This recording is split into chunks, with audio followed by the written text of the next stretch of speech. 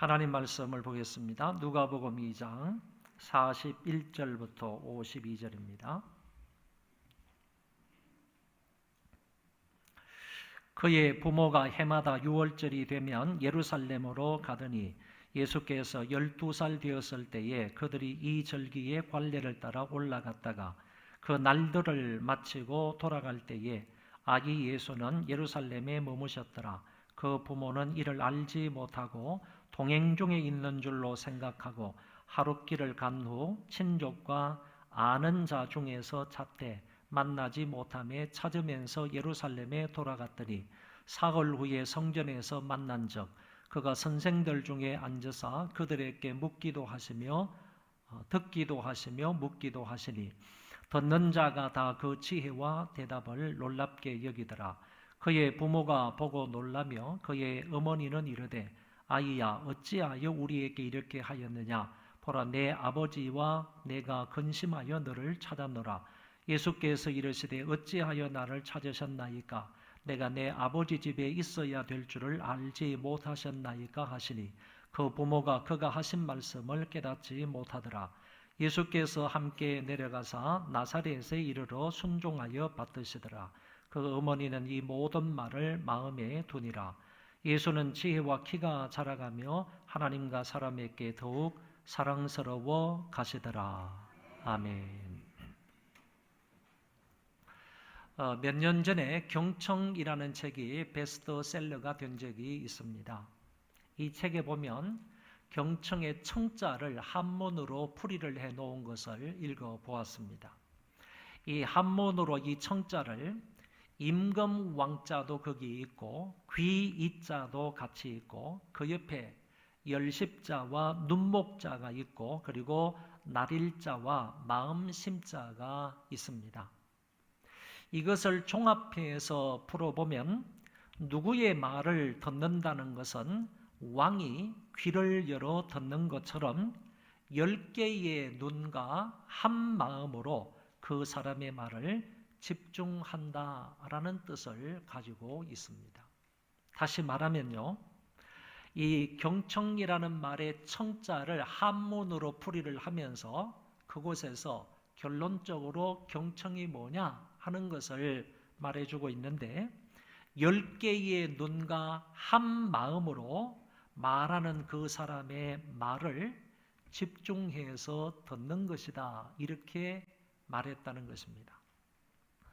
우리는 지난주에 이어 오늘도 이 경청에 대한 말씀을 듣게 되었습니다.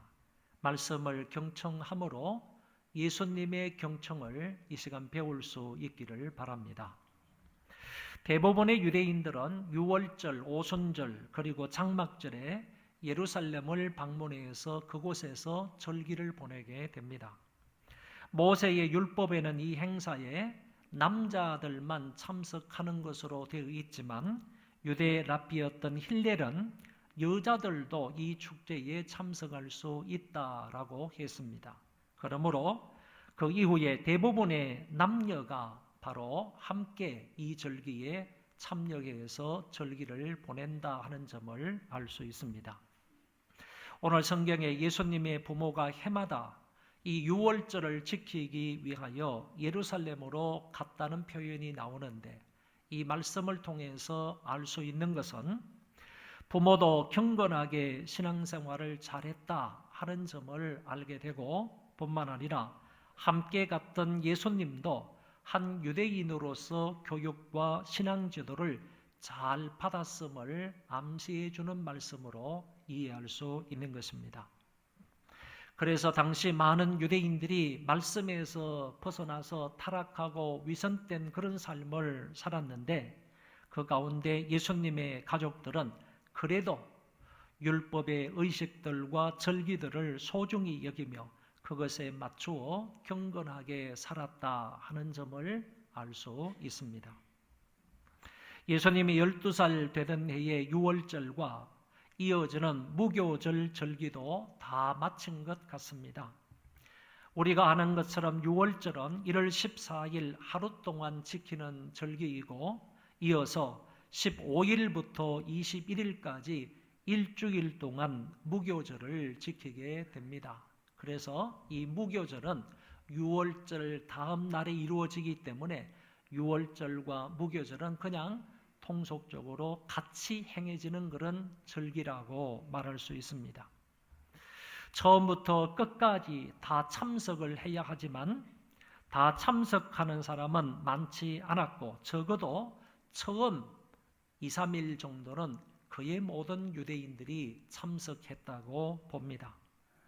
예수님의 부모들도 어느 정도 참여했는지는 정확하게 알 수가 없지만 성경은 그 날들을 마치고 돌아갈 때라는 말씀을 쓰고 있습니다.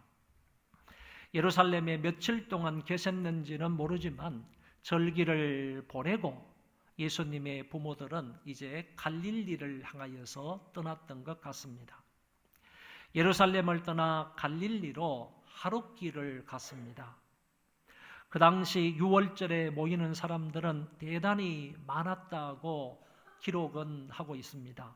어떤 사람은 이 유월절 때 유대인들이 예루살렘에 모이는 숫자는 자그마치 100만 명 정도 된다, 이렇게 밝혀주고 있습니다. 수많은 사람들이 모였다가 흩어지기 때문에 거리와 숙소와 음식점은 상당히 복잡했을 것으로 생각합니다. 부모들이 하룻길을 가다가 이 하룻길은 약 32km를 말하는데 그때서야 아기 예수가 없는 것을 발견했습니다. 부모가 예수님을 잘 보살피지를 못한 것 같습니다.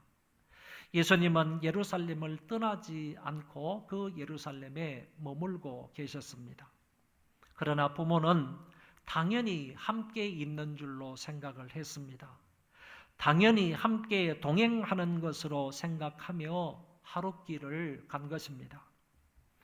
예수의 부모는 예수가 친척의 일행 중에 함께 있을 것으로 생각을 했고 또는 그렇게 함께 있을 것으로 생각을 해서 예수에 대해서는 전혀 신경 쓰지 않고 있다가 저녁 때쯤 되어가지고 아이를 찾으니까 아이가 없다는 것입니다.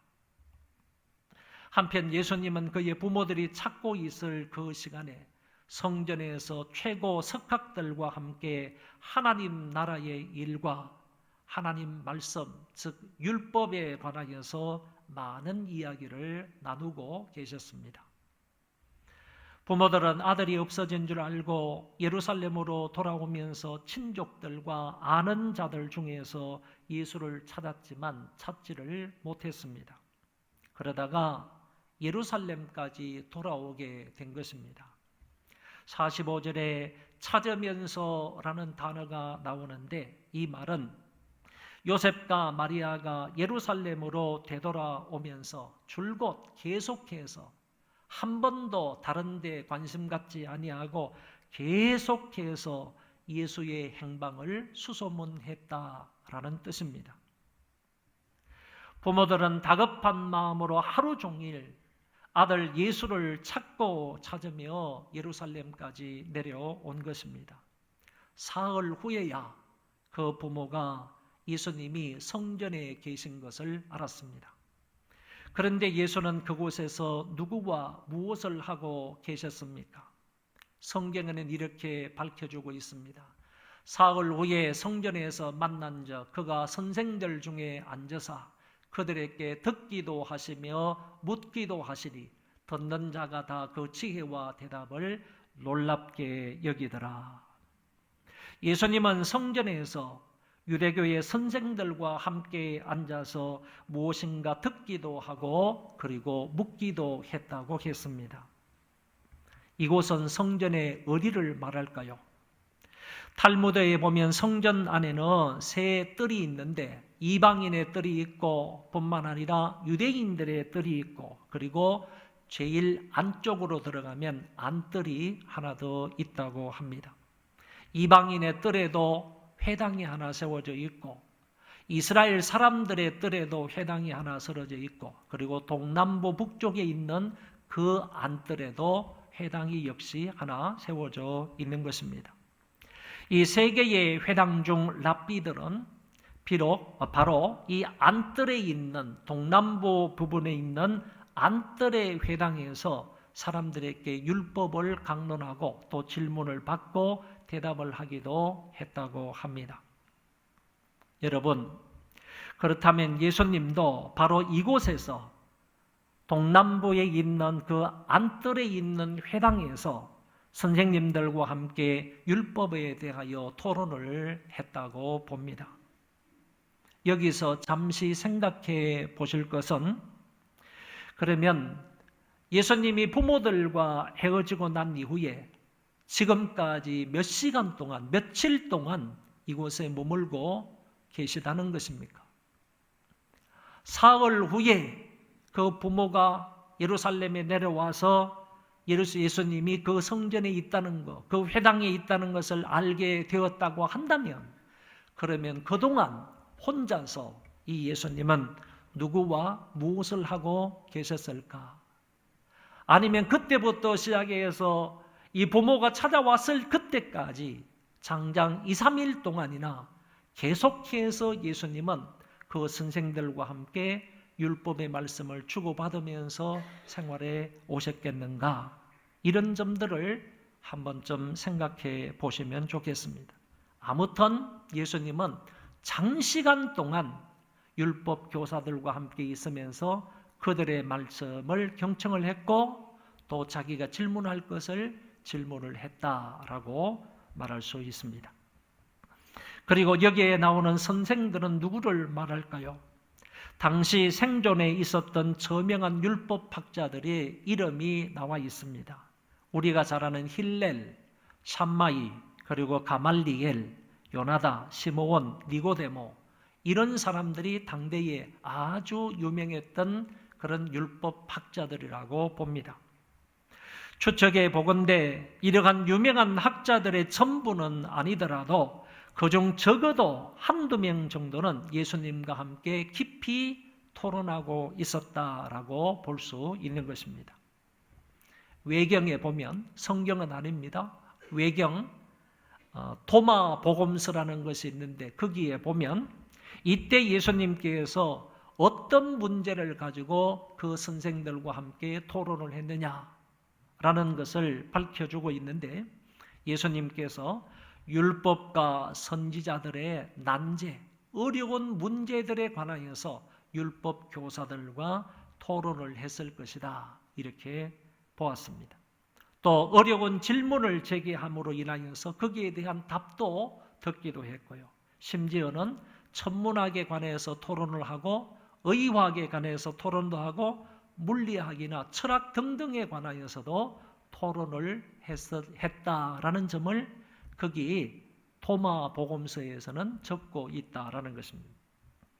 이거는 우리가 정확하게 증거 자료로 우리가 인정은 할 수가 없다 할지라도 어쨌든 예수님께서 그 당시 거기에서 많은 주제를 가지고 그 율법학자들과 의논을 했을 것이다 라고 볼 수 있습니다. 성경은 그들에게 듣기도 하시며 묻기도 하셨다고 분명히 말씀을 하셨고, 그리고 듣는 자가 다 그 지혜와 대답을 놀랍게 여기더라고 말씀해주고 있습니다. 예수님은 당시의 대선생들과 율법에 관한 말씀을 듣기도 하고 질문도 하셨습니다. 12살의 어린 예수님, 그럼에도 불구하고 태어나시기 이전부터 이미 하나님의 아들이셨던 그분이 선생들의 말에 경청을 했다는 사실입니다. 주님은 당시 선생들의 말을 주의 깊게 들었습니다. 그리고 예수님이 선생들에게 질문도 하셨는데 무엇인가 몰라서 질문한 것은 아니고 다 알고 있음에도 불구하고 그들에게 명확한 것을 밝혀주기 위하여 주님께서 질문을 하셨다는 것입니다. 그리고 이 대화를 듣고 있던 주위의 많은 사람들이 그 지혜와 대답을 놀랍게 여겼다고 했습니다. 여기 놀랍게 여겼다 하는 이 말은 반복적인 놀라움을 나타내는 표현이고, 더 정확하게 말하면 그의 기절할 정도의 놀라움이었다라고 말할 수 있습니다.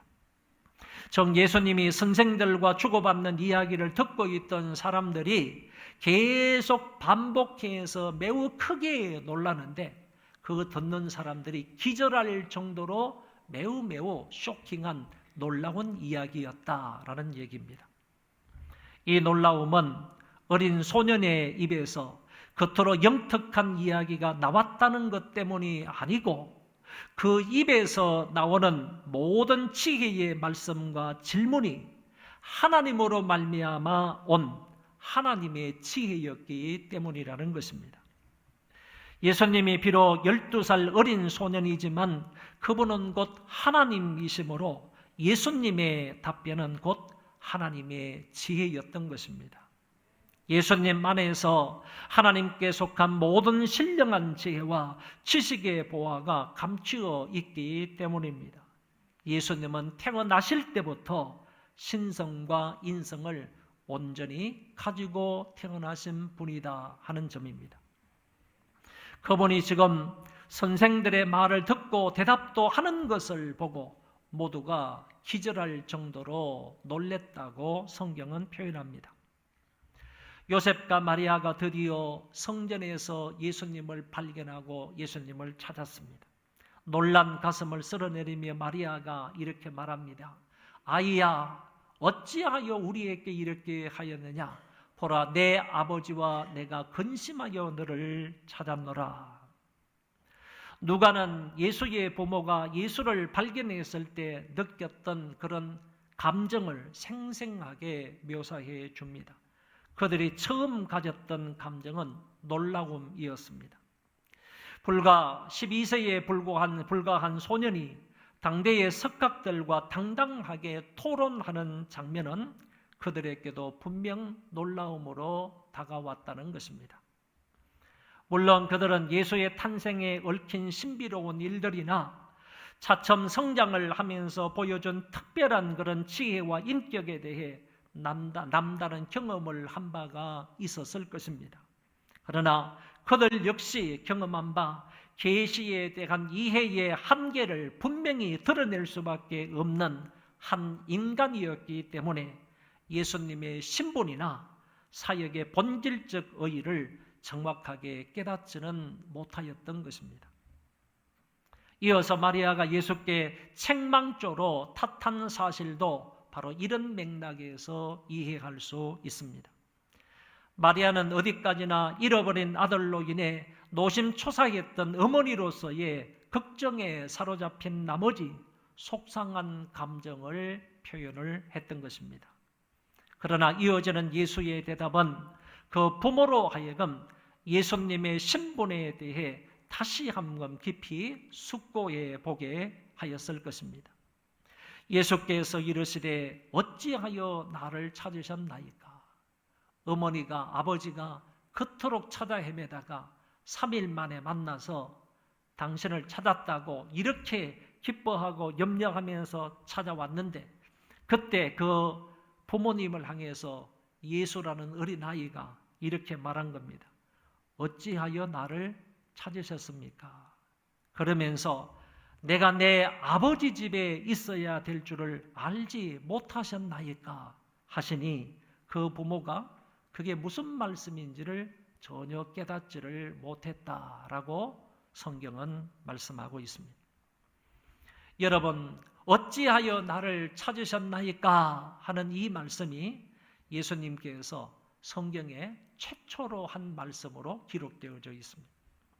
이는 혈육상의 모친인 마리아에게 하신 삼가는투의 공손한 말씀이지만 자신의 존재의 의의를 분명하게 천명하신 단호한 말씀이기도 합니다. 여기서 예수님은 하나님을 가리켜서 내 아버지라고 표현을 했다는 것입니다. 아버지가 여기 있지만은 아버지가 분명히 이 자리에 와서 근심스러운 그런 눈초리로 나에게 질문을 하지만은 그 아버지를 아버지라고 부른 것이 아니라, 육신의 아버지 요셉을 내 아버지라고 말한 것이 아니라, 하늘에 계신 아버지를, 그 하나님을 내 아버지라고 부르면서 내가 내 아버지 집에 있어야 될 줄을 알지 못하셨나이까? 이렇게 말씀을 하셨다는 것입니다. 이것도 다시 말해 하나님을 가리켜서 내 아버지라고 부른 그런 말씀이 성경에 많이 나오는데 그 많은 말씀 가운데서 첫 번째로 말씀하신 것이다 라고 볼 수 있습니다.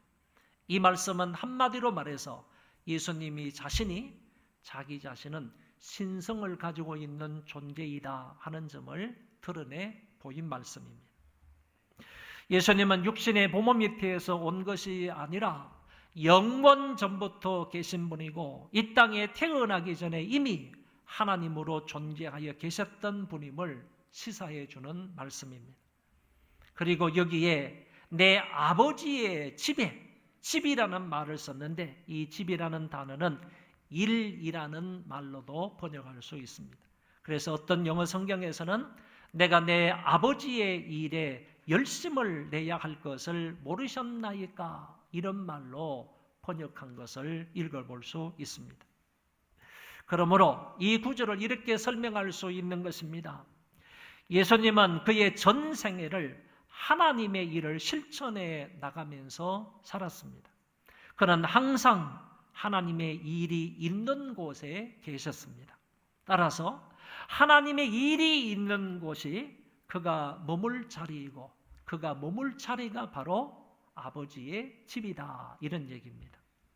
결국 이 말씀은 내가 내 아버지의 일을 위하여 이곳에 있어야 할 것을 알지 못하셨습니까? 라는 뜻으로 이해할 수 있습니다. 예수님이 당연히 성전에 있어야만 했던 당위성의 말씀을 이렇게 하신 것입니다. 예수님이 이렇게 말씀을 드렸지만 그 부모들은 전혀 이 말이 무엇을 의미하는지 알아차리지 못했다고 했습니다. 과거 마리아에게 임한 예수 탄생에 관한 계시를 생각해 보면 이 구절에서 이해가 가지 않는 부분이 있습니다. 즉 예수께서 메시아임을 알고 있었다면 이 정도의 말은 충분히 이해할 수 있었으리라는 것입니다. 그러나 이 부분은 전혀 12살짜리의 자기 아들로 여기는 그 예수께서 말씀하신 것을 전혀 깨닫지를 못한 것입니다. 아직 그 부모는 예수님의 말씀의 그 의미를 확실히 깨달을 만한 영적 수준에 있지를 못한 것 같습니다. 본문 마지막 두 구절은 예수님이 육신의 부모에게 순종하는 모습과 지혜와 키가 자라감으로 하나님과 사람들에게 사랑을 받는 모습을 기록해 주고 있습니다. 우리 다 같이 한번 읽어볼까요? 예수께서 함께 내려가사 나사렛에 이르러 순종하여 받으시더라. 그 어머니는 이 모든 말을 마음에 두니라. 예수는 지혜와 키가 자라가며 하나님과 사람에게 더욱 사랑스러워 가시더라. 아멘. 이 51절 이전까지의 말씀을 보면 그 모습에서는 예수님의 신성을 나타내주는 그런 말씀이 되는 것이고 여기 말씀에서 보면 다시 말해 51절, 52절의 말씀을 보면 그 예수의 모습이 인성을 가지고 있는 예수님의 모습을 보여주고 있다라는 것입니다. 그러니까 앞부분에는 그리스도의 신성의 모습을 보여주고 있고 뒷부분인 이 부분에서는 그리스도의 인성의 모습을 보여준다 그런 말입니다. 부모님에게 순종하심으로 한 가정의 자녀로서의 본분에 충실한 인자이신 예수님의 모습을 그리고 있습니다. 예수님은 이후 세례 요한으로부터 세례를 받으실 때까지 18년 동안 갈릴리 나사렛 동네에서 그의 부모와 동생들과 함께 생활하게 됩니다. 그곳에서 주님은 아버지 요셉의 기업인 목수직을 이어서 동생들을 보살피고 그리고 어머니를 잘 봉양하게 되었습니다. 요셉에 관한 기록은 더 이상 성경에 언급되지 않습니다. 추측을 하기를 이 18년여간에 요셉이 죽은 것으로 판단이 됩니다. 요셉이 죽게 되었을 때 그 이후로 장남인 예수님이 그 가정의 모든 일들을 책임지고 이끌어가고 특별히 마리아를 잘 섬겼다 하는 점을 알게 됩니다. 오늘 본문은 예수님이 12살 때 유월절 절기를 지키기 위하여 그 부모와 함께 예루살렘에 갔을 때 그곳에서 벌어진 사건을 기술하고 있습니다. 이 말씀을 통하여 우리가 알게 되는 것은 예수님은 하나님이신데 인간의 몸을 입고 이 세상에 오신 신인 양성을 가지신 분이다. 그렇게 예수님을 이해할 수 있는 것입니다. 비록 나이는 어리지만 예수님은 신성과 인성을 온전히 가지고 계신 분이셨습니다. 그분은 하나님이시면서 동시에 인간이셨다라는 말씀입니다. 어떤 분들은 이렇게 생각합니다. 예수님이 신인식을 가지게 된 것은 그 신성에 관해서 확실하게 인식하게 된 것이 12살 때부터다 이렇게 말씀을 하는데 그거는 틀린 얘기입니다. 12살 때 예수님께서 신성을 가지고 있는 존재라고 인식을 하게 된 게 아니고 예수님은 태어나시기 전부터 신성을 가지고 계셨던 분입니다. 태어나시기 전부터 하늘나라에서 하나님과 함께 계셨던 분입니다. 태어날 때부터 신성을 가지신 것도 아닙니다. 태어나시기 이전부터 그리스도는 이미 하나님이셨습니다. 그분께서 이 세상에 오셔서 지금 12살 때 이런 기록들을 볼 때 12살의 기록을 우리가 살펴보면서 알 수 있게 되는 것은 역시 그분은 하나님의 아들 그리스도이셨다. 선재하신 하나님이셨다 하는 점을 우리가 알게 된다는 얘기입니다. 이 사항에 관해서 하나님이실 뿐만 아니라 그분은 바로 온전한 인간이셨다. 그리고 요셉과 마리아 밑에서 성장하는 그런 온전한 인간이셨다. 순종하며 키가 자라가고 지혜가 자라갔던 한 인간이었다 하는 점을 그 뒷부분에서 우리에게 밝혀주고 있기 때문에 오늘 여기 이 말씀을 통해서 우리가 그리스도에 대해서 알게 되는 것은 그리스도는 이성 일인격자이시다. 신성을 가지고 계시고 역시 인성을 온전하게 가지고 계신 이성 일인격자 그리스도이다 하는 점을 알게 된다는 것입니다. 그러면 이제 이런 얘기입니다. 그러면 그 이후에 12살 때의 사건이 이게 본문에 기록이 되어 있고 그 이후에 18년 동안 이제 가족들과 함께 생활을 하다가 18년 후가 예수님이 30살 때이지 않습니까? 12살, 18살, 그 다음에 30살 때니까 30살 때부터 33살까지 예수님이 공생애를 살아가시게 되는데 그 공생애에 대한 기록이 성경에 자세하게 나와 있다는 거죠.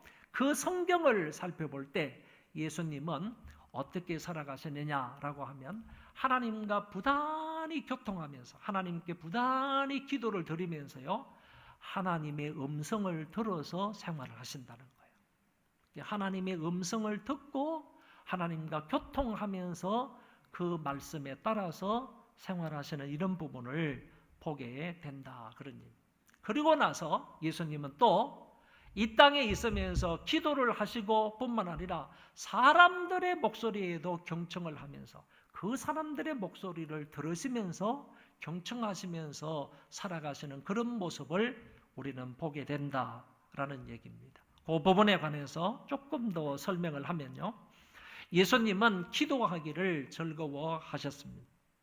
예수님은 무슨 일을 하시기 전에 반드시 기도를 하셨지만 항상 기도로 하나님과 교통을 하시면서 사셨습니다. 제자들을 선택하시기 이전에도 밤새도록 기도하셨고요. 새벽 미명에 한적한 곳을 찾아서 하나님과 교통을 나누셨습니다. 마가의 다락방에서 여러 가지 제목을 놓고 길게 기도도 하셨고요. 겟세마네 동산에서 땀방울이 핏방울이 되기까지 간절히 기도하셨습니다. 요 앞에 계신 분들은 지금 조금 더운 것 같아요. 뭐 땀을 이렇게 좀 이렇게 하시는데 예수님은요, 이 땀이 핏방울이 되기까지 그 동산에서 기도하셨다니까요. 그러니까 이 땀 정도가 아니에요. 그러니까 조금 참으세요. 부채질하지 마세요. 예수님이 그 동산에서요, 여러분 그 동산에서 예수님이 기도하실 때요, 땀흘미 만한 오후 2시에 이때 기도한 거 아니에요. 아니라니까요. 그때 기도하신 게 아니고 예수님은 그 겟세마네 동산에서 저녁 서늘할 때 기도하셨어요. 그러니까 얼마나 간절하게 기도하셨으면 땀이 흐를까요? 그 땀이 다 흐르고 났을 때 그 땀샘에서 피까지 흘러나올까요? 이거를 보면요, 예수님의 그 겟세마네 동산의 기도가 얼마나 간절했는지, 우리의 기도하고 얼마나 차이가 나는지, 이런 부분들을 우리가 좀 생각해 볼 필요가 있는 거죠. 그런 기도를 들으셨어요? 그 겟세마네 동산에서 이 땀방울이 핏방울이 되기까지 간절히 기도를 하셨는데 무슨 기도하셨습니까? 아버지여, 할만하시거든 이 잔을 그냥 지나가게 해주십시오. 십자가의 이 잔을 지나가게 해주십시오. 그러나 그냥 지나갈 수 없으면 이 잔을 내가 마실 수 있게 해달라고, 내 뜻대로 하지 마옵시고 아버지의 원대로 되게 해달라고 주님이 기도하시는 모습을 보게 됩니다.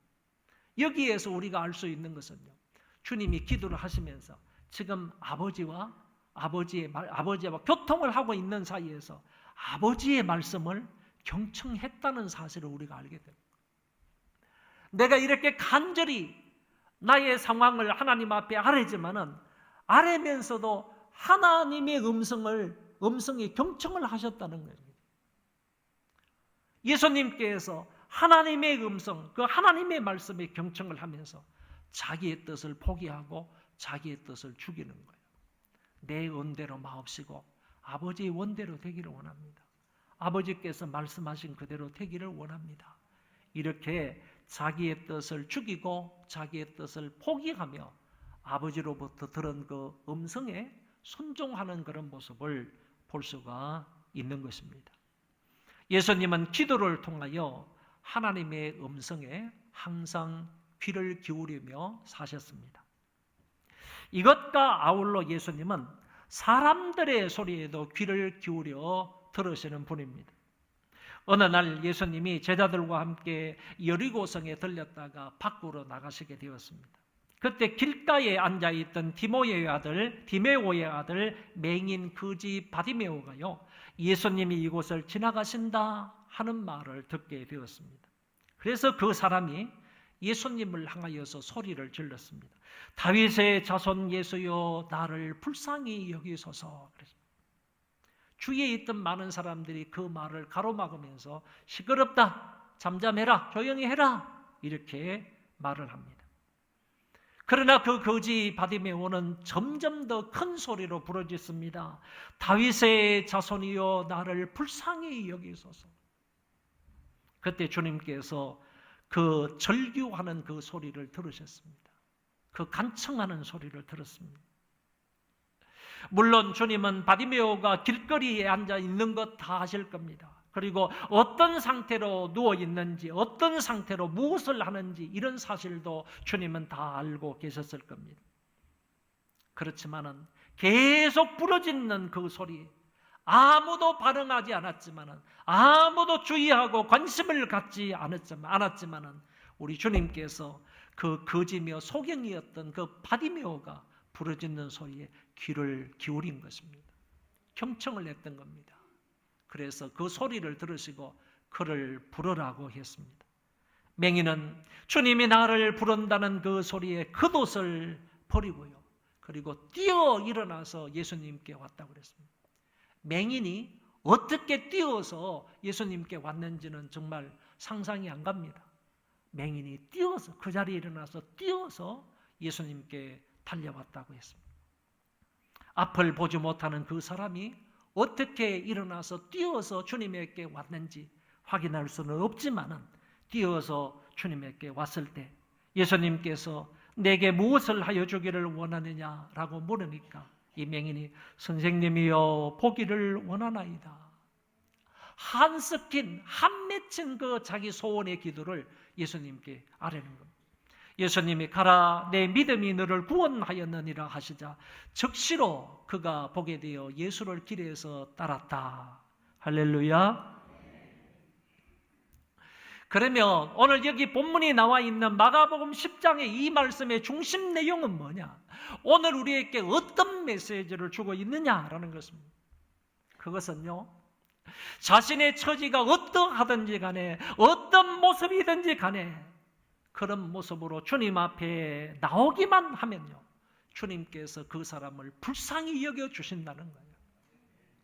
내 모습이 어떤지 간에, 내가 어떤 상황 속에 놓여 있든지 간에, 아무리 비참한 존재이라고 할지라도, 다른 사람의 손가락질을 받는 그런 처지에 있는 사람이라 할지라도요, 다윗의 자손 예수여 나를 불쌍히 여기소서, 나를 불쌍히 여겨달라고, 나를 긍휼히 여겨달라고 하나님 앞에 달려 나오기만 하면요, 우리 주님께서는 그런 사람을 결코 외면하지 않으신다는 겁니다. 이 메시지를 오늘 우리에게 주고 있는 것입니다. 주님에게 나오는 자는 다 치유를 받습니다. 주님에게 나오는 자는 은혜를 받고 회복이 됩니다. 주님에게 나오는 자는 주님으로부터 긍휼함을 얻게 됩니다. 기뻐하게 되고 감사하게 되고 찬송하게 되고요, 결국에는 그 영혼이 살아나게 되는 것입니다. 주님 앞에 오는 사람은요, 주님이 결코 나를 불쌍히 여겨달라는 그런 사람을 결코 외면하지 않는다는 거예요. 그런 사람에게 반드시 은혜를 베풀어 주신다는 사실을 본문은 밝혀주고 있습니다. 여기 거지임의 맹인이었던 이 바디메오도요, 예수여 나를 불쌍히 여겨달라고 했을 때요, 주님은 그 사람을 불쌍히 여기셨습니다. 그리고 그의 눈을 뜨게 해 주셨습니다. 그리고 오늘의 주제에 맞추어 하나 생각해 볼 것은요, 예수님은 소경이요 거지 바디메오의 부르짖음에 귀를 기울여 주셨다는 사실입니다. 많은 사람들은 그 소리를 듣고도 외면했습니다. 오히려 시끄럽다고 구박을 하면서 그것을 잠잠하라고 잠잠케 했습니다. 그의 이야기에 전혀 귀를 기울이지 않았다는 것입니다. 그렇게 많은 사람이 운집해 있어도요, 그 사람의 소리에 귀를 기울인 사람은 한 사람도 없었습니다. 그러나 우리 주님은 그의 부르짖음에 귀를 쫑긋 세우고 그 사람의 말에 귀를 기울였습니다. 주님도 얼마든지 많은 사람들의 아우성되는 소리와 한호하는 소리로 거지의 소리를 외면할 수도 있었습니다. 그렇지만 우리 주님은 그 복잡한 곳에서요, 시끄러운 소리들 가운데서도요, 유독 그 한 사람의 절규하는 소리에 우리 주님께서 경청을 하신 겁니다. 귀를 기울여 주신 것입니다. 그래서 그를 부르시고 그의 소원에 따라서 그를 고쳐주심으로 즉시 주님을 따르게 되었던 것입니다. 이 같은 말씀에 근거하여 볼 때 예수님은 어릴 때부터요, 경청을 잘하신 분이시고, 공생애를 사셨을 때에는 기도 가운데 하나님의 음성을 따라 살았던 분이시고, 또한 그분은 사람들의 부르짖음을 경청하고 계시는 분임을 알 수 있습니다. 성부 하나님도요, 우리의 기도와 찬송에 귀를 기울여 주시는 분일 뿐만 아니라 성자 예수님도요, 여전히 우리의 기도에 귀를 기울여 경청해 주시는 분이십니다. 내가 가지고 있는 문제와 근심 걱정이 무엇이든지 간에 그분에게 나와서 호소하기만 하면, 나를 불쌍히 여겨달라고 간청하기만 하면 주님은 우리의 간청에 귀를 기울여 들으시사 반드시 응답해 주십니다. 거지와 맹인이었던 바디메오의 절규를 들으셨다고 한다면 우리의 간청에 귀를 기울여 주시지 않겠습니까? 나를 불쌍히 여겨달라고 호소하는 그 소리를 우리 주님은 한 번도 외면한 적이 없습니다. 나를 항상 주목하시고 나의 소리를 언제나 경청하시는 주님이심을 확실히 믿으시기를 바랍니다. 한 걸음 더 나아가서 우리가 주님의 경청을 배워서요, 주님이 그리하셨던 것처럼 우리도 하나님의 음성을 경청할 수 있기를 바랍니다. 더 나아가서 소외당한 사람들의 소리를 경청할 수 있기를 바랍니다. 주님께서는 아무도 관심 갖지 아니하는 그 거지 맹인이었던 그 바디메오의 절규에 귀를 기울여 경청하심으로 그의 문제를 해결해 주신 것처럼 오늘 우리도 높은 사람들 말 듣는 게 아니고, 그리고 잘 많이 배운 사람들의 말을 경청하는 것도 중요하겠지만 그것보다도요, 정말 어렵게 사는 사람들, 정말 사회적으로 소외를 당하는 사람들, 이런 사람들의 절규에 귀를 기울이는 저와 여러분들이 되었으면 좋겠습니다. 주님의 경청을 배워서요, 우리도 이 땅에서 이렇게 경청하며 살아가는 존재들이 되시기를 바랍니다. 우리 그 자리에 다 일어나셔서 찬송하고요, 우리 임상순 선교사님 축도로 예배를 마치겠습니다.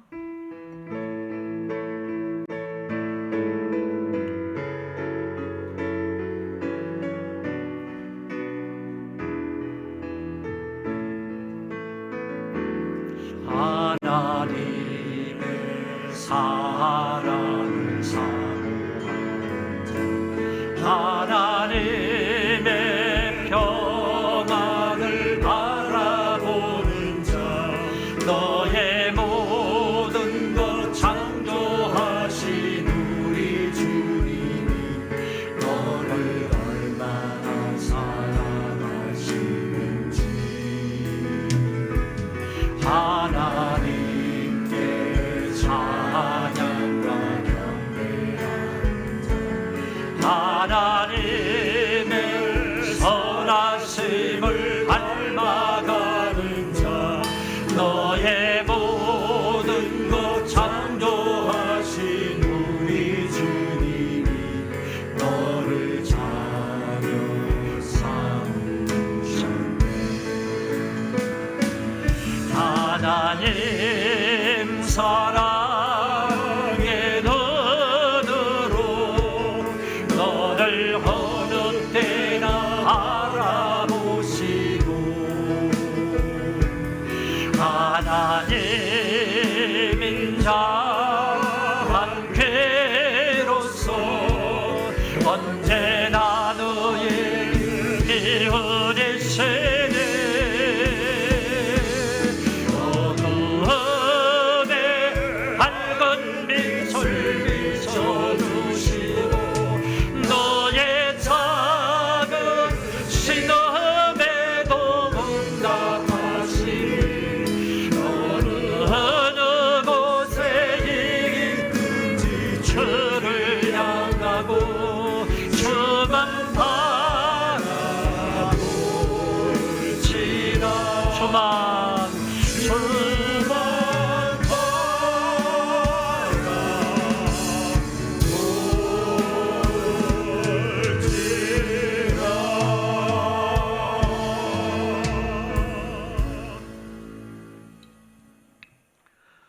우리의 호소와 작은 신음에도 경청하시는 우리 구주 예수 그리스도의 크신 은혜와 독생성자 예수 그리스도를 십자가에 내어놓기까지 저희들을 사랑해 주신 하나님 아버지의 무한하신 사랑과 성령님의 교통하심이 약한 자들, 어려운 자들, 소외된 자들의 신음을 듣기로 마음속에 다짐하고 하나님 앞에 결단하는 주님의 사랑하는 권속들 머리머리 위에, 그리고 저들의 가정과 저들의 생업과 저들의 학업과 또 이 땅에 사는 모든 사람들 머리머리 위에 이제로부터 영원 무궁까지 함께 계실지어다. 아멘.